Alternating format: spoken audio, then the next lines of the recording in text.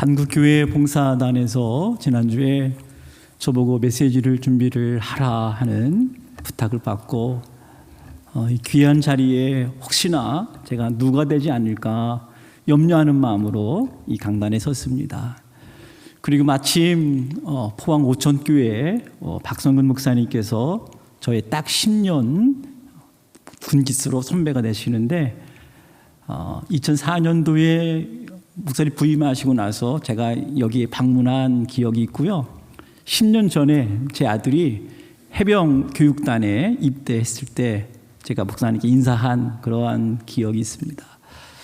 저에게 이렇게 귀한 날 포항과 오천의 눈물을 주께서 위로하시고 또 오늘 실버 찬양단이 창립으로 하나님께 영광 돌리는데 어떠한 메시지를 준비할까 생각하다가 잠언에 있는 말씀으로 함께 나누면 좋겠다 하는 마음을 여러분에 전하고, 제가 감각이 있거든요. 20분 넘어가지 않도록 제가 준비를 하겠습니다. 넘어가면 땡 해주십시오. 구약성경에서 지혜서가 여러분 아시죠? 잠언, 욥기, 전도서입니다. 그 중에 잠언서, 세상 사람들이 살아가는 그냥 평범한 이야기입니다. 모세오경이나 그리고 선지서에서는 하나님께서 너희에게 이렇게 말씀하셨다 하는 하나님의 메시지가 나오는데, 이 잠언, 이 말씀은 그냥 일상의 이야기입니다. 누구나 다 이해할 수 있는, 하나님을 알고 있는 사람이나 하나님을 모르는 사람들에게도 모두 이해되고 적용할 수 있는 그러한 메시지입니다. 예를 들면 이웃과 친구와의 관계, 보증 그렇게 쉽게 서는 것 아니다. 친구를 많이 사귀는 것 참 중요하지만 그렇게 많이 사귈 이유는 없다. 그리고 조직 관리에 있어서 왕들이 해야 되는 일, 그리고 지도자들이 해야 하는 일들에 대해서, 특별히 가족에 대해서 중요성을 강조를 하고 있습니다. 아버지가 아들에게 가르칠 때, 그래서 내 아들아 그러잖아요. 내 아들아 부모의 말을 지켜라 하는 이 말도 평범한 이야기입니다. 뿐만 아니라 개인적인 성공이나 인격에 대한 가르침이 참 많아요. 예를 들면 말과 혀가 참 중요하다. 마음이 중요하다. 너를 지킬 만한 것보다 내 마음을 지키라. 여기에서 내 생명이 나오는 것이야 하는 이러한 교훈들, 그리고 개미에게서 가서 배워. 사람은 부지런해야 돼. 그리고 성실해야 돼. 그리고 부모의 말을 잘 들어야 돼. 그리고 잘 사는 인생은 너 혼자 먼저 빨리 가는 것이 아니라 함께 더불어 가는 거야. 누구나 다 알고 있는 일상의 평범한 메시지입니다. 이러한 잠언의 내용을 종합해 볼 때 한 가지에 흐르는 맥락이 있어요. 지혜로운 사람, 정직한 사람, 성실한 사람, 부지런한 사람은 하나님께서 형통케 하신다 하는 아주 평범한, 우리들이 납득할 수 있는 질서가 있어요. 우리는 이러한 질서를 저를 따라서 한번 해주세요. 선한 질서. 다시 한번 도덕 질서. 그래서 어릴 적부터 잠언을 자녀들에게 많이 읽혀라. 그리고 성인들도 31장으로 구성된 이 잠언을 하루에 한 장씩 읽을 것을 권면하잖아요. 그런데 같은 지혜서이지만 욥기와 전도서를 보면 이러한 인생의 여정 가운데 누구나 얻을 수 있는 아주 평범한 보응의 원리, 권선징악의 원리, 이것들을 획일적으로 적용하는 것이 쉽지가 않습니다. 그래서 이렇게 내 뜻과 내 길대로 되지 않는 이러한 현상들을 보면서 뒤로 물러 앉아서 질문을 합니다. 아, 그렇구나. 인과응보의 사상이 누구에게나 똑같이 적용되는 것은 아니구나. 여러분 아시잖아요. 하나님 앞에서 온전했고 정직했고 악에서 떠난 선한 질서대로 살았던, 지혜롭게 살았던 욥에게 감당하기 힘든 고난이 찾아왔잖아요.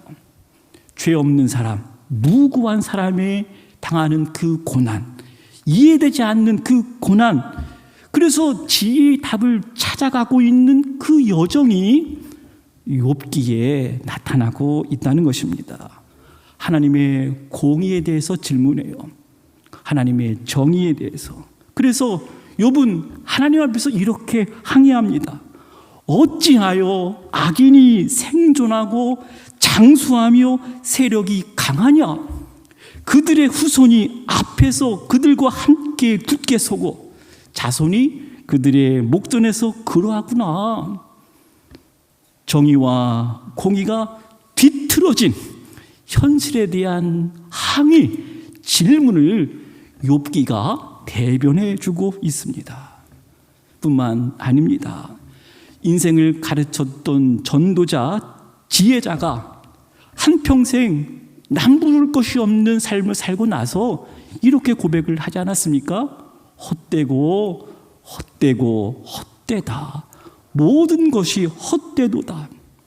한 세대가 와서 한 세대가 지나가는 세상에서 세상의 모든 일을 마치 바람 잡는 것과 같은 이 모든 것들이 다 사라지는구나 하는 이 실존, 죽음의 실존 앞에서 전도자가 깊게 고민합니다.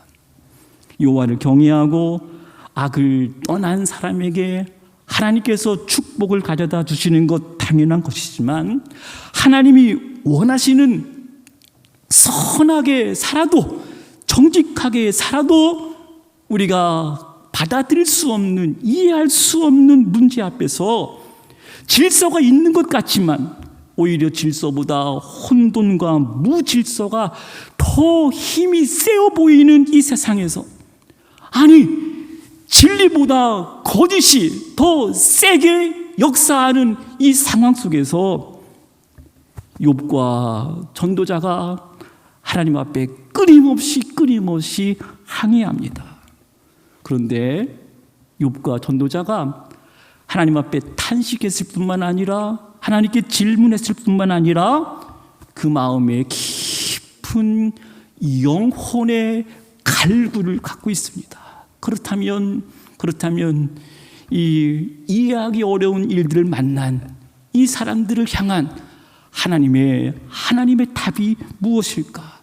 새로운 질서, 정말 이해되지 않는, 납득되지 않는, 보이지 않는 그 질서에 대한 해결책, 그 문제를 해결해 줄 구속자를 기다리고 있는 욥의 고백을 우리가 알고 있습니다. 어찌하여 의인이 이렇게 고난당하는 것입니까? 내가 처세술로 경험으로 내가 남들보다 더 밤을 새면서 열심히 일했는데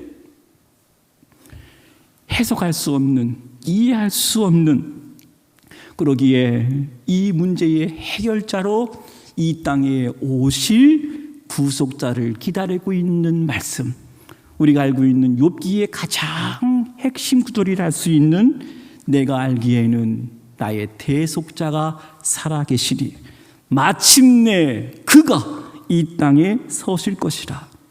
내가 이 가죽이 벗김을 당한 후에도 내 육체 밖에서 하나님을 보리라. 여러분, 욥이 인간의 한계를 인정했습니다. 그리고 세상은 보이는 것만으로 이해하기 힘든 것이구나. 이렇게 질문과 탄식과 항의가 끝난 후에 저와 여러분이 다 이렇게 고백되면 좋겠다 하는 그 고백을 마지막 장에 가서야 비로소 보이지 않는, 아직 이해하지 못하는 질서, 아직 눈에 보이지 않는 그 질서, 선한 질서, 도덕 질서가 아니라 역질서라고 하는 것이 있습니다. 보이지 않아요. 지금 당장 이해할 수가 없어요. 그러나 욥이 그 끝없는 고난과 그 질문과 탄식과 하나님 앞에 부르짖는 것 그 후에 그 역질서를 인정하고 내가 죽게 대하여 귀로만 들었었는데 이제는 내가 눈으로 주를 배웠습니다 하는 이 고백이 나오기까지 얼마나 아파했겠습니까? 얼마나 그 과정이 힘들었겠습니까? 분명 보이지 않지만 지금은 당장 이해할 수 없지만 분명 하나님께서 만들어 놓으신 하나님의 세계 역질서가 있음을 저는 분명히 믿습니다. 오늘 이러한 수혜의 아픔을 경험한 분들 하나님께서 언젠가는 눈으로 배울 그 날을 그 순간을 맞이하고 하나님을 하나님으로 찬양하고 하나님이 나의 하나님이심을 고백하고 높여드리는 그 놀라운 순간이 오게 될 줄로 믿고 소망하고 하나님을 찬양합니다. 그리고 마지막으로 여러분 그 심리학자 빅터 프랭클이라고 하는 분이 인간이기 때문에 갖고 있는 비극적인 실존에 대해서 죄의 문제, 죽음의 문제, 고통의 문제를 이야기를 했습니다. 성경이 어떤 책일까 했을 때 바로 죄와 죽음과 고통의 실존 가운데 살아가고 있는 우리 유한한 인생들에게 문제에 대한 해답을 준 책이다. 저는 분명히 그렇게 확신합니다. 성경은 모든 인생의 고난의 문제에 대한 궁극적인 해답으로서의 질서, 소망의 질서, 한 구속자를 증거하고 있습니다. 구약 성경의 지혜서도 평범하게 살아가는 일상의 문제를 해결한 이 지혜서에서도 한 구속자를 기다리고 있습니다. 오늘 함께 읽은 본문의 말씀은 바로 핵심적인 구절로 선이 결국 악을 이길 것이다. 의로움과 진리가 결국 승리하게 될 것이다 하는 소망의 질서를 말씀을 해주고 있습니다. 본문의 말씀은 지혜를 한 인격, 한 대명사로 소개를 해주고 있는데 여러분 성경 오늘 8장 22절 말씀 한번 눈으로 봐주십시오.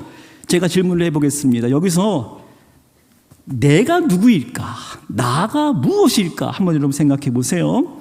여호와께서 그 조화의 시작 곧 태초에 일하시기 전에 나를 가지셨으며 만세 전부터 태초부터 땅이 생기기 전부터 내가 세움을 받았나니 아직 바다가 생기지 아니하였고 큰 샘들이 있기 전에 언덕이 생기기 전에 내가 이미 났으며 하나님이 아직 땅도 들도 세상 진토의 근원도 짓지 아니하셨을 때라. 여러분 여기서 내가 무엇일까요? 내가 누구일까요? 네, 지혜를 말하는 대명사로 사용을 하고 있습니다. 지혜가 하나님의 말씀과 더불어 창조의 때에 함께 참여했다고 하는 것입니다. 27절 이하를 보면 그가 창조자 되기도 하셨다는 것입니다. 여러분 27절 말씀 눈으로 봐주세요. 그가 하늘을 지으시며 궁창을 해변에 두르실 때에 내가 거기 있었고 그가 위로 구름 하늘을 견고하게 하시며 바다의 샘들을 힘있게 하시며 바다의 한계를 정하여 물이 명령을 거스르지 못하게 하시며 또 땅의 기초를 정하실 때에 우리 30절 말씀 다 같이 읽어보겠습니다. 시작. 내가 그 곁에 있어서 창조자가 되어 날마다 그의 기뻐하신 바가 되었으며 항상 그 앞에서 즐거워하였으며.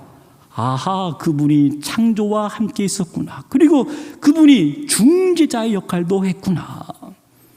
우리가 너무 사랑하는 말씀, 나를 사랑하는 자들이 나의 사랑을 입으며 나를 간절히 찾는 자가 나를 만날 것이라 하는 말씀이 잠언 8장 17절에 나오는데, 우리는 고민 없이 나를 찾는 자가 하나님을 찾는 것이구나 라고 우리가 이해를 하지만, 잠언의 맥락을 보면 여기서 나는 지혜를 찾는 자, 지혜를 찾는 자는 하나님의 사랑을 입는다 하는 그 말씀으로 이해를 하면 좋겠습니다.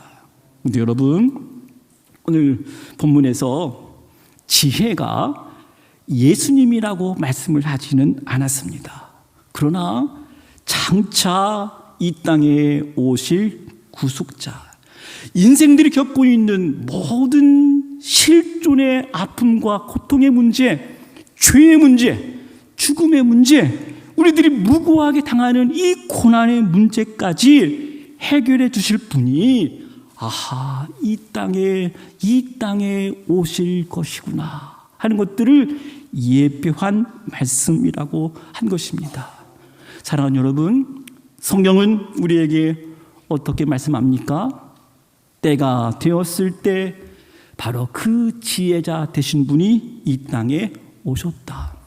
그분이 이 땅에서 모든 해결되지 않는 이 궁극적인 고난의 문제, 죄의 문제, 죽음의 문제, 이 고통의 문제도 십자가에서 다 해결하셨다. 믿음의 사람들은, 특별히 구약의 믿음의 사람들은 이 땅에 오실 메시아 그리스도, 모든 문제의 해결자로 오실 그 구속자를 기다리고 바라보고 사모하면서 그들은 구원을 받았다.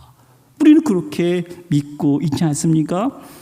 여러분, 복음서는 바로 그분께서 이 땅에 어떻게 오셨는지, 왜 오셨는지, 어떻게 구속의 사역을 이루셨는지를 우리 주님께서 친히 보여주셨습니다.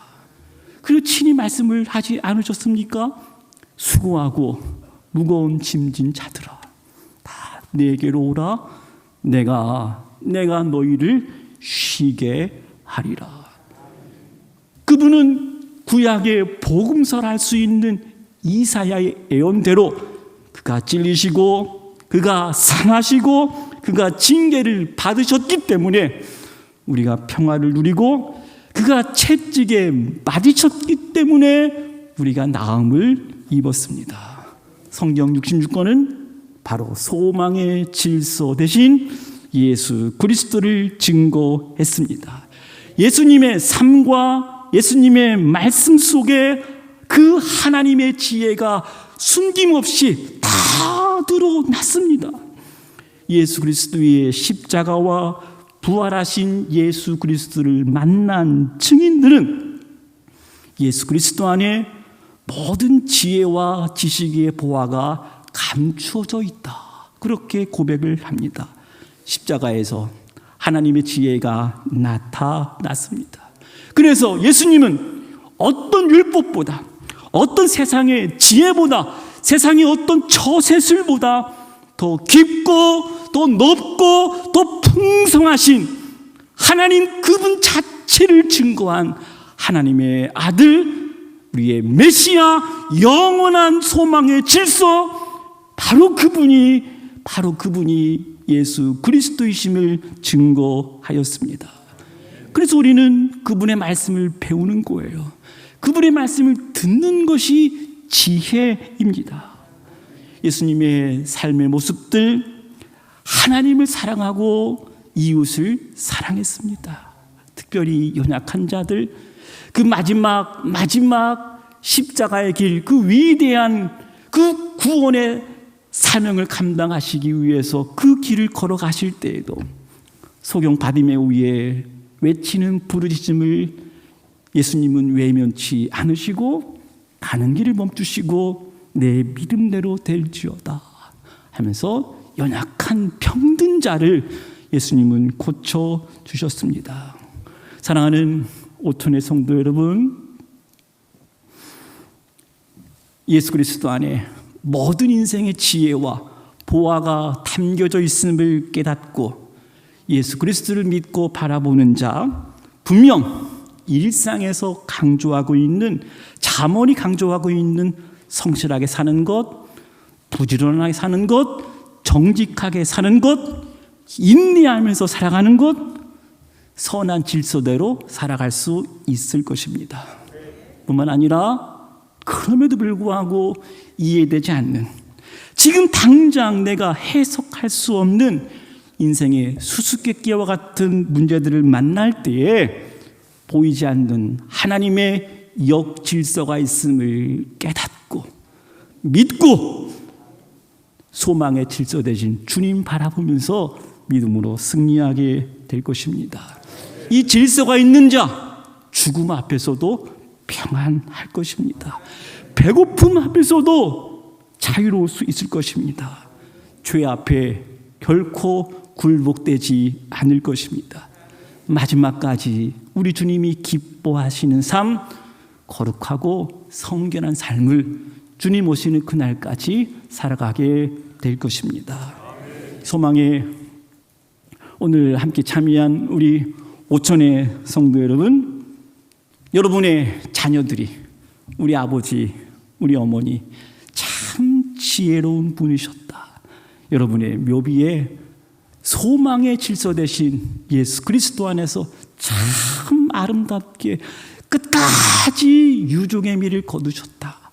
그렇게 인정받고 또 자녀들의 축복 속에 아름다운 우리 인생의 여정이 끝나기를 간절히 바랍니다. 특별히 오늘 어르신들의 복된 아름다운 찬양을 이 귀한 자리에서 함께 올려드리고 하나님께 영광 돌릴 수 있으면 얼마나 기쁘고 감사한지 모든 영광 하나님께 올려드립니다.